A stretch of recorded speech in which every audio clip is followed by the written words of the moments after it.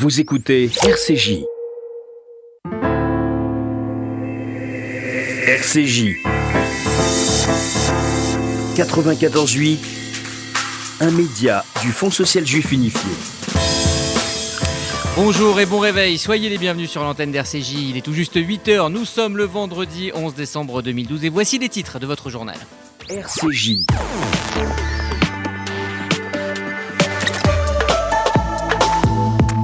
Le journal Rudy Saada.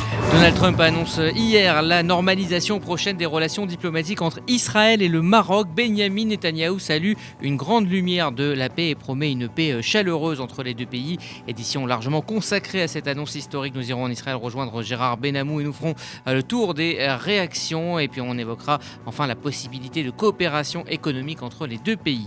La requalification en acte antisémite du volet de l'hypercachère du procès des attentats 2015 fait débat au tribunal spécial de Paris.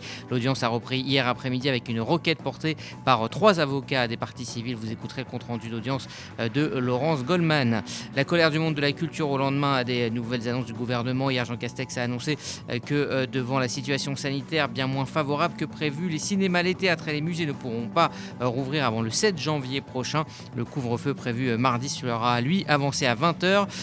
On apprend également ce matin que le vaccin développé par Sanofi et GSK accusera 6 mois de retard et il ne pourra être disponible que fin 2021. Tous les détails dans cette édition. Et puis, comme chaque jour, nous consacrerons une page de ce journal à la campagne de la Tzedaka. Nous parlerons de la force et la symbolique du don avec le grand rabbin Ariel Goldman. L'info en Israël. Alain Goldman et non pas Ariel Goldman. Bonjour. Une grande lumière de la paix, c'est en ces termes que Benyamin Netanyahou a salué l'annonce de Donald Trump de la normalisation des relations entre Israël et le Maroc. Les États-Unis reconnaîtront en retour la souveraineté marocaine sur le Sahara occidental. Une annonce qui intervient quelques semaines après celle des normalisations des relations entre Israël et respectivement les Émirats arabes unis, le Bahreïn et le Soudan. Gérard Benamou, bonjour. Bonjour Rudy, bonjour à tous. Vous êtes notre correspondant permanent à Tel Aviv, donc 2 ans de négociations nous ont mené à cette annonce, on peut le dire, historique hier soir, premier soir de Hanouka. Oui Rudy, il faut comprendre cet événement. Ce qu'il faut comprendre de cet événement avant tout, c'est que c'est une nouvelle avancée d'un pion de Donald Trump dans le jeu à venir de Joe Biden, un fait accompli imposé aux futurs locataires de la Maison-Blanche. C'est avant tout une révolution diplomatique de Trump qui a décidé de marquer l'histoire par des faits accomplis successifs. Joe Biden n'aura plus qu'à suivre le sillon creusé devant lui par Trump et il lui sera difficile de sortir des rails. Comme à son habitude, Trump a avancé et annoncé dans un tweet une percée historique. Ce sont ces termes. Nos 2 grands amis, Israël et le Royaume du Maroc, ont établi des relations diplomatiques complètes, une grande percée pour la paix au Moyen-Orient. Que faut-il lire derrière ces propos de Donald Trump ? Eh bien, premièrement, que le président américain a cédé à une des attentes les plus pressantes du souverain marocain, celle d'étendre sa souveraineté sur le Sahara occidental. Des éléments déterminants sur le terrain ont été certainement les catalyseurs de cette décision américaine et ont favorisé le second volet, celui du rapprochement entre Israël et le Maroc. Les violences dans le sud, à proximité de la frontière avec la Mauritanie, et l'enlisement du dialogue sur place ont joué également leur rôle. Une décision américaine donc prise aux dépens des Sahraouis, ce qui interroge quant à la viabilité de ce développement diplomatique, puisque l'accord est conclu par l'administration sortante de Donald Trump. Joe Biden se devra dans tous les cas d'être attentif aux réactions internationales, et notamment à celles de l'Union africaine, très opposée par principe à l'application d'une souveraineté marocaine sur le peuple sahraoui. Une fois de plus, comme à son habitude, Trump a balayé la solution de référence soutenue par l'ONU, comme il l'a fait avec son deal du siècle concernant la position traditionnelle de 2 États pour 2 peuples sur le conflit israélo-palestinien. Notamment dans le cas du Maroc, les discussions diplomatiques au point mort avec la Mauritanie et l'Algérie sur la question du Sahara occidental ont été très certainement le lit de cette tentation de constituer un fait accompli diplomatique. Sur le terrain maintenant, le front Polisario, les jeunes Sahraouis, en appellent une fois de plus aux armes. Vu de Washington, on prête également à Trump l'intention, avec cette normalisation des relations entre Israël et le Maroc, la volonté de constituer un front incluant Israël et des pays du monde arabe face à l'Iran. Le Maroc devient le 4e pays après les Émirats arabes unis, le Bahreïn et le Soudan à normaliser ses relations avec Israël en moins de 4 mois. Le rapprochement avec le Maroc pourrait être une clé, selon certaines sources, pour débloquer d'autres normalisations espérées dans le futur par Israël. En attendant, Donald Trump et le roi du Maroc, Mohamed VI, se sont entretenus par téléphone hier pour officialiser cette annonce. Quelques instants après, le Premier ministre israélien Benjamin Netanyahou s'est félicité de cette décision. Il a remercié de façon très appuyée Donald Trump pour tout ce qu'il a réalisé pour Israël et félicité le roi Mohamed VI pour sa décision historique de créer des relations diplomatiques, soulignant « Il existe des relations étroites entre Israël et le Maroc » et avec le peuple juif. Alors Gérard, quelles conséquences concrètes vont avoir ces accords de normalisation entre les deux pays, à la fois pour les Marocains, mais aussi pour les Israéliens ? Eh bien, très concrète, il faut bien le dire, Rudy, très concrète pour les Israéliens et les Marocains. Le Maroc, en effet, établira des relations diplomatiques complètes et reprendra les contacts officiels avec Israël, accordera des survols et des vols directs à partir d'Israël pour le Maroc, pour tous les Israéliens. Cette déclaration est capitale pour les 500 000 Israéliens originaires du Maroc, un pays qui tient une grande place dans le cœur et les souvenirs de très nombreux Israéliens, qui mobilise également l'intérêt et la curiosité positive d'Israéliens non originaires du Maroc. Et pour compléter ce constat, on peut se rappeler que 24 députés israéliens sur 120 étaient d'origine marocaine dans les années 2015-2019. La relation des Israéliens envers le Maroc est très certainement la plus émotionnelle et la plus sensible exprimée en direction des pays arabes qui ont normalisé leurs relations dernièrement avec Israël. Et on ne peut nier que pour Benjamin Netanyahou et une grande partie des Israéliens, cette normalisation des relations entre le Maroc et Israël est une très bonne nouvelle et certainement pour Netanyahou une véritable victoire. Gérard Benamou, en direct de Tel Aviv pour RCJ. Merci Gérard. Dans un instant, on continue d'évoquer bien évidemment cette normalisation entre Israël et le Maroc. On fera le tour des réactions dans le monde arabe, en Israël et à l'international. Et puis on s'intéressera aux relations économiques entre les deux pays.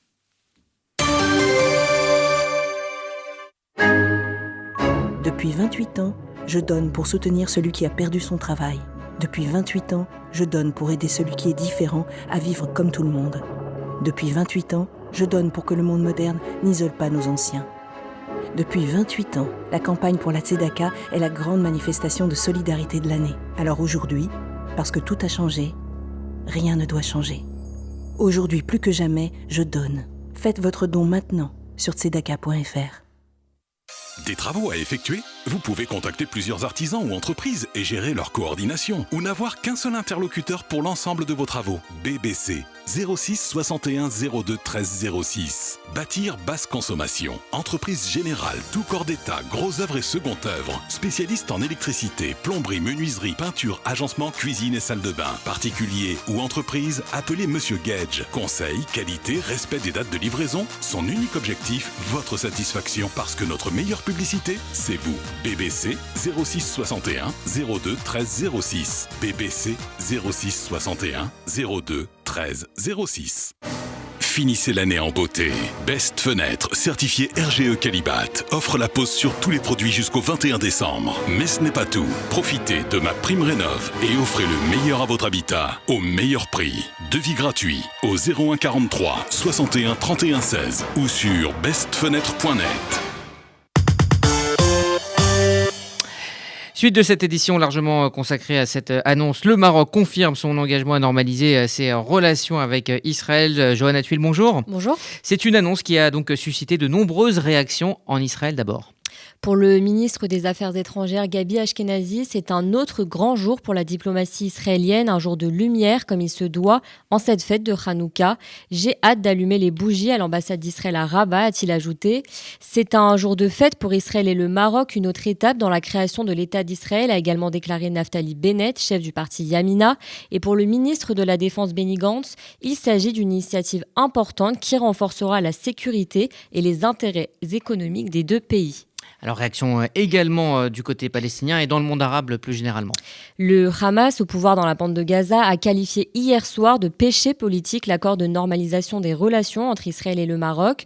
Pour le djihad islamique, la normalisation du Maroc avec l'occupation israélienne et la trahison est une trahison de Jérusalem et de la Palestine. Nous sommes convaincus que le peuple marocain refusera catégoriquement cette normalisation. Fin de citation. Le président égyptien Abdel Fattah el-Sisi a salué l'annonce de cet accord, le qualifiant de pas important vers davantage de stabilité et de coopération régionale. Mohamed Ben Zayed, le prince héritier émirati, est également satisfait de cet accord. Il a notamment déclaré « Nous nous félicitons de la déclaration des États-Unis à propos de la reconnaissance de la souveraineté du Maroc sur le Sahara occidental et la décision de Rabat de reprendre les relations diplomatiques avec l'État d'Israël, une mesure qui contribue à renforcer notre quête commune de stabilité, de prospérité et de paix juste et durable dans la région. » Et puis pour le moment, Johanna, peu de réactions sur la scène internationale, mais il y en a quand même quelques-unes. L'Espagne, ancienne puissance coloniale au Sahara occidental, a dit se réjouir de cette normalisation. Maintenant, il reste à résoudre le problème de la paix entre les Israéliens et les Palestiniens. Il reste à résoudre la position sur le Sahara occidental, a par ailleurs indiqué la ministre des Affaires étrangères, Arantxa González. Merci Johanna Thuil. C'était un secret donc de Polichinelle. Israël et le Maroc entretenaient depuis de nombreuses années des liens économiques. Pour en parler, nous sommes en ligne avec l'économiste Gilles Belaïch. Bonjour. Bonjour. Alors, je le disais à l'instant, des liens existent déjà. Quels sont les axes de collaboration futurs qui s'ouvrent économiquement avec cette annonce de normalisation ? Alors, il y a différents axes, évidemment. La partie qui se rattache au tourisme, dans un premier temps, avec des flux assez significatifs. Mais nous avons la partie se rattachant aux affaires chimiques, l'agriculture, et un élément clé, l'électronique, le Maroc étant, et ce n'est pas forcément très connu, un acteur significatif du secteur électronique et un grand exportateur au niveau mondial, et des opportunités évidemment de rapprochement sur la partie militaire. Mais nous pensons qu'il y a vraiment des flux qui vont être très très significatifs entre les deux pays. Donc ce sont des relations qui quand même ont été tissées depuis de nombreuses années sans forcément être totalement officielles. Oui, tout à fait. En fait, on estime qu'entre 2017 et 2019, on est en train de parler de 149 millions de dollars de transactions entre les deux sociétés. Nous avons Netafim qui est bien sûr cette société israélienne, même si elle a été rachetée en 2017 par une compagnie mexicaine, mais qui est quand même marquée comme étant une entreprise israélienne qui a créé sa propre filiale, et puis des liens qui sont historiques entre les deux pays. Et bien que il y avait jusqu'en 2000 un bureau de coopération économique entre Israël et le Maroc, les liens sont restés extrêmement forts. Et avec ce rapprochement, nous allons avoir aussi des éléments sur la partie financière, puisqu'il faut savoir que le Maroc est la deuxième place au Moyen-Orient dans le secteur financier et bancaire, juste après Riyad. Merci Gilles Belaïch, on développera avec vous cet aspect économique dans le 12-13 lors d'une édition largement consacrée à cette normalisation annoncée donc entre Israël et le Maroc. Merci Gilles Belaïch et donc à tout à l'heure. Vous écoutez RCJ, dans un instant on prendra la direction du Palais de Justice de Paris où une requête a été portée par 3 avocats des parties civiles lors du procès des attentats de l'Hypercacher et de Charlie Hebdo. Ils réclament la requalification des actes commis dans le magasin Porte de Vincennes. Depuis 28 ans, je donne pour soutenir celui qui a perdu son travail. Depuis 28 ans, je donne pour aider celui qui est différent à vivre comme tout le monde. Depuis 28 ans, je donne pour que le monde moderne n'isole pas nos anciens. Depuis 28 ans, la campagne pour la Tzedaka est la grande manifestation de solidarité de l'année. Alors aujourd'hui, parce que tout a changé, rien ne doit changer. Aujourd'hui, plus que jamais, je donne. Faites votre don maintenant sur tzedaka.fr. Il y a des salles de bain qui font vraiment rêver. Bain et déco. Il y a des cuisines où l'on se prendrait volontiers pour un chef étoilé. Bain et déco. Et si c'était le moment de changer ? Nos architectes et artisans qualifiés Bain et déco conçoivent et réalisent votre projet de A à Z. Des produits avant-gardistes, des marques prestigieuses et un vrai savoir-faire. Pour une seule ambition, l'exception. Bain et déco, 2 showrooms de plus de 500 mètres carrés à Paris 11e et Boulogne-Billancourt. Et venez découvrir notre nouveau showroom, 212 boulevard Saint-Germain, Paris 7e. Bainetdeco.fr. Salut, c'est Aurélia Kalfa de Paris, aujourd'hui à Kfar Saba. Pour nous, l'intégration scolaire de nos enfants était un incontournable de notre Alia. Nouvel environnement scolaire, nouvelle langue, c'était même une source d'inquiétude. Et bizarrement, c'est un chiffre qui m'a rassurée, 50. 50, c'est le nombre d'heures de soutien que l'Alia de groupe rajoute chaque semaine pour assurer la réussite de chaque enfant. Prof de soutien, cours l'après-midi, aide aux devoirs. 4 mois après être arrivé, mon Raphaël suivait des cours en hébreu et des amis israéliens venaient jouer à la maison. Retrouvez Aurélia et d'autres témoignages sur aliadegroupe.com et sur notre page Facebook. Contactez-nous pour envisager ensemble votre projet d'Alia. L'info en France. Suite des plaidoiries au procès des attentats de janvier 2015, l'audience a repris hier après-midi avec une requête portée par 3 avocats des parties civiles dans le dossier de l'hypercachère. Compte rendu d'audience avec Laurence Goldman. Lors de sa plaidoirie, nous en avons parlé sur RCJ, Patrick Luman avait formulé une demande de requalification des faits qui se sont déroulés à l'hypercachère le vendredi 9 janvier 2015, car dans l'ordonnance de mise en accusation, il est question de séquestration pour les anciens otages.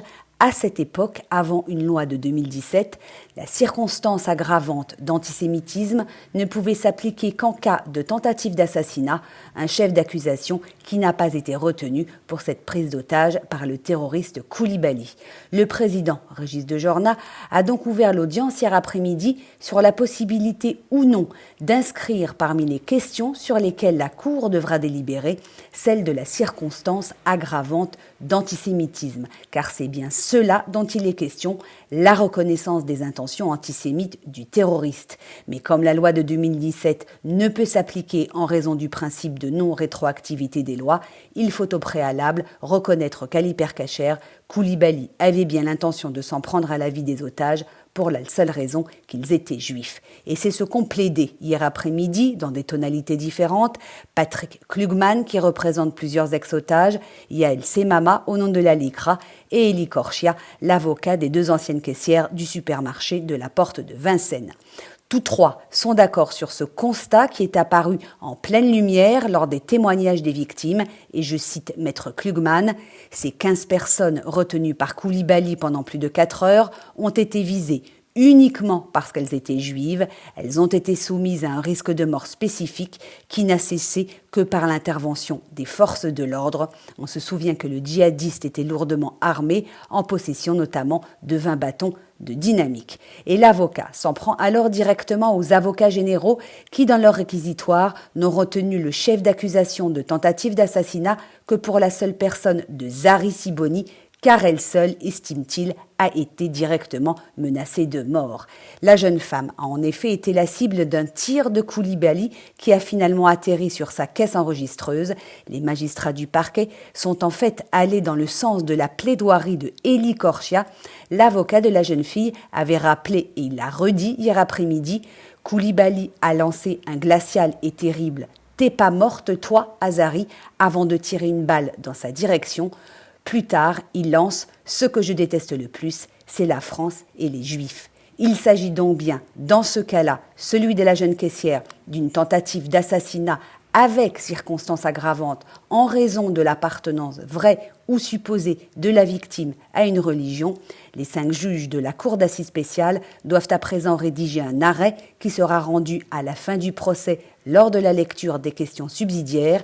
La circonstance aggravante d'antisémitisme sera-t-elle finalement retenue pour l'ensemble des anciens otages de l'hypercachère ou seulement pour Zari Siboni, comme tous les éléments juridiques semblent l'indiquer? Réponse la semaine prochaine. Voilà donc Laurence Goldman depuis le Palais de Justice de Paris. Dans un instant, nous reviendrons sur les annonces de Jean Castex, la culture et le 31 décembre sacrifié, alors que le vaccin français développé par Sanofi affiche 6 mois au moins de retard.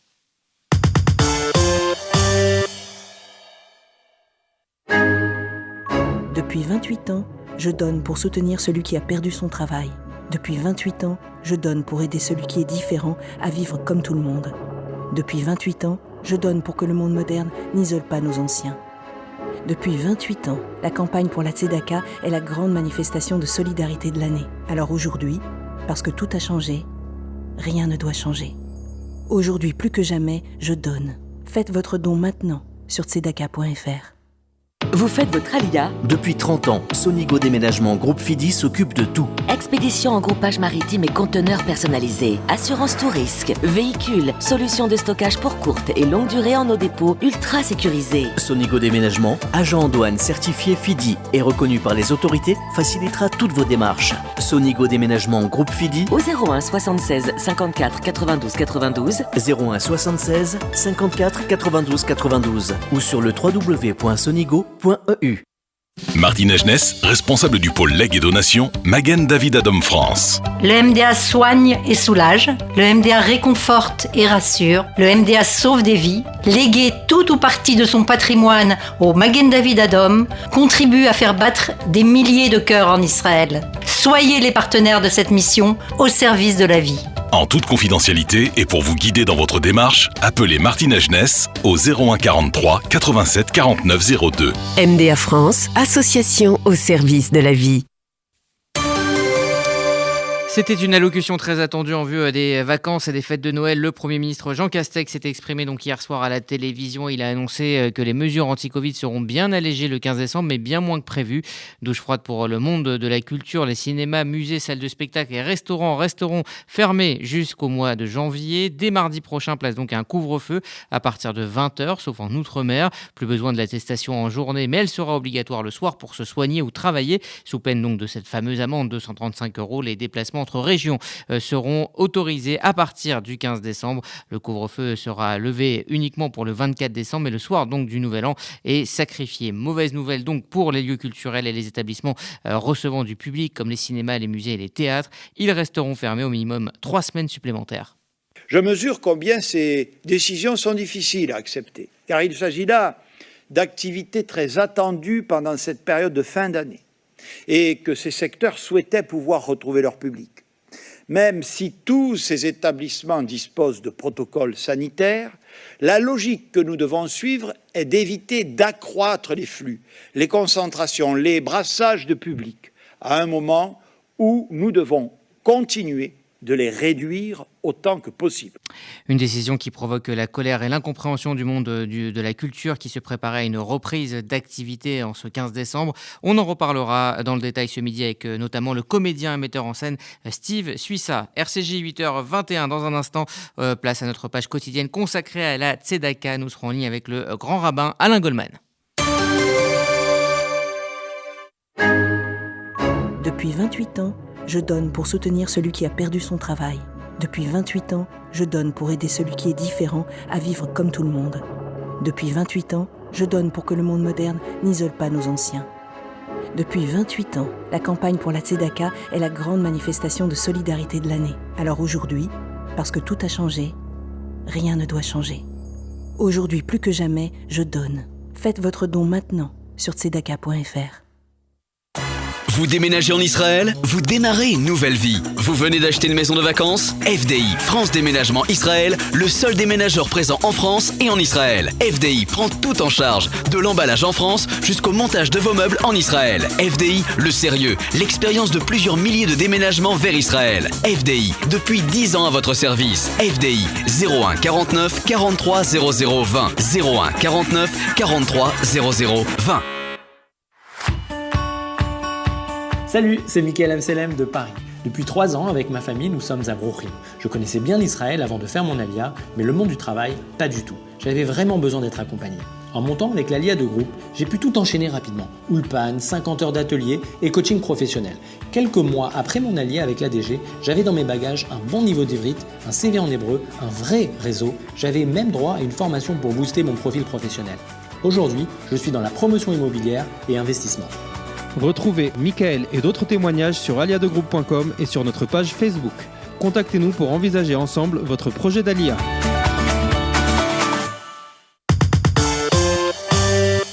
RCJ avec la Tzedaka qui continue avec le Fonds social juif unifié, cette grande campagne que vous suivez tous les jours et que vous soutenez. Et nous sommes donc en ligne ce matin avec le grand rabbin Alain Goldman. Bonjour. Bonjour. Merci d'être avec nous ce matin. On va s'intéresser avec vous à la force du don et à l'importance du don et de cette campagne. Alors d'abord, je voudrais rappeler que nous sommes aujourd'hui le premier jour de Hanouka et je souhaite donc une excellente fête de Hanouka à tous nos auditeurs. Mais si je parle de Hanouka, c'est pour dire et rappeler qu'au fil des siècles, nous avons toujours eu à lutter contre des ennemis. Alors il y a eu des ennemis et aujourd'hui c'est l'antisémitisme. C'est le terrorisme, c'est le virus dont nous essayons de nous débarrasser, mais nous avons à lutter contre autre chose, c'est la pauvreté. C'est un mal endémique et le Fonds social contribue à soulager beaucoup d'infortunes, beaucoup de misère. Il ne faut pas oublier qu'il y a beaucoup de chômage, comme dans la société. Il ne faut pas oublier non plus qu'il y a des familles où on ne peut même pas s'acheter 1 kilo de viande par semaine et des enfants qui parfois n'ont qu'un repas par jour. Et il y a des œuvres sociales, socio-éducatives. Tout cela est soutenu par le Fonds social et il faut lui rendre hommage. Il y a une centaine d'associations qui permettent ainsi à des cadres ou à des secteurs différents de la société d'être soutenus. Et je tiens beaucoup à ce que nous participions au mieux possible. Nous avons assez et nous avons parfois trop. Les prochaines semaines, nous aurions dû partir au sport d'hiver. Eh bien, je pense qu'une partie des sommes que nous aurions consacrées au sport d'hiver, si elles ne sont pas dépensées, on peut les détourner, c'est tout à fait possible, pour les consacrer à l'action de la Tzedaka du Fonds social juif unifié, que je félicite pour ces initiatives et pour toutes ces actions. Alors, il nous reste 30 secondes, mais juste, grand rabbin Alain Goldman, on a vu beaucoup de jeunes se mobiliser pour cette Tzedaka. Est-ce que cela vous a touché, ce pont entre les générations ? Absolument. C'est formidable que des jeunes s'investissent comme ça. Ils prennent leur grande part et ils sont le futur de notre communauté. Et ils savent qu'ils ont derrière eux des grands-parents, des parents, parfois vieillissants. Et par conséquent, la jeune génération prend maintenant sur son compte tout ce qu'elle doit entreprendre pour aider à l'action de la Tzedaka et contribuer ainsi à aider aussi d'autres jeunes que eux qui sont parfois moins bien lotis. Merci, grand rabbin Alain Goldman, d'avoir pris le temps de nous parler ce matin sur RCJ. Excellente journée à vous. On va écouter maintenant la chronique de Gilles Taïeb qui nous parle bien évidemment de Hanouka. Bonjour Rudy. En cette veille de Shabbat, deuxième soir de Hanouka, j'aimerais tout d'abord vous souhaiter à tous une bonne fête. Cette année, comme pour Pessah, Rosh Hashanah et Kippour, nous ne pourrons nous réunir car la situation sanitaire nous en empêche. Nous ne pourrons vivre pleinement le bonheur de voir nos grands-parents, parents, enfants, petits-enfants rire et chanter alors que nous allumerons les bougies sur une Hanoukia.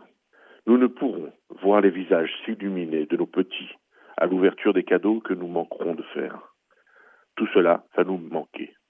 Mais comme dans chaque obstacle de la vie, nous trouverons la réponse et saurons improviser et imaginer. Rien ne doit nous empêcher de vivre intensément les bonheurs que nous offre la vie. Et Hanouka symbolise tant cette capacité de notre peuple à vaincre et résister. Souvenons-nous de la résistance de nos ancêtres face au roi de Syrie Antiochus IV, qui cherchait à helléniser la totalité de son royaume et déclarait l'interdiction de la pratique de toute religion, en imposant le culte des dieux grecs, même dans le temple de Jérusalem. Le peuple juif était alors divisé, une partie favorable à l'assimilation hellénistique, et une autre, telle que la famille des Hashmonéim, guidée par Judas, surnommé Maccabi, a lutté, combattu, résisté et vaincu. L'histoire est pleine de moments d'obscurité et de doute, mais la volonté de détermination et le courage sont les plus souvent vainqueurs. Gardons cela en tête et poursuivons notre chemin en sachant que la lumière, même la plus faible, est plus forte que l'obscurité. Nous sommes tous les porteurs de ces lueurs et ensemble, nous pourrons vaincre tous les obscurantistes et passer les obstacles de la vie. Alors, ce soir, devant votre Hanoukia, pensez fort à cette chaîne qui nous lie les uns aux autres depuis la nuit des temps et prions fort pour que l'humanité tout entière puisse vivre pleinement dans la paix. À la semaine prochaine. Shabbat Shalom. Merci à Gilles Taïeb. Voilà, c'est la fin de cette édition. À 11h, vous retrouverez les petits plats dans les grandes émissions culinaires de RCJ. Et puis, bien évidemment, on se retrouve à midi pour le 12-13 qui sera consacré en partie donc à cette normalisation entre Israël et le Maroc. Et puis, on évoquera évidemment la culture qui souffre actuellement avec le metteur en scène et parrain d'ailleurs de la Tzedaka, Steve Suissa, qui sera notre invité. Voilà, merci et bonne journée à tous sur l'antenne d'RCJ. Finissez l'année en beauté.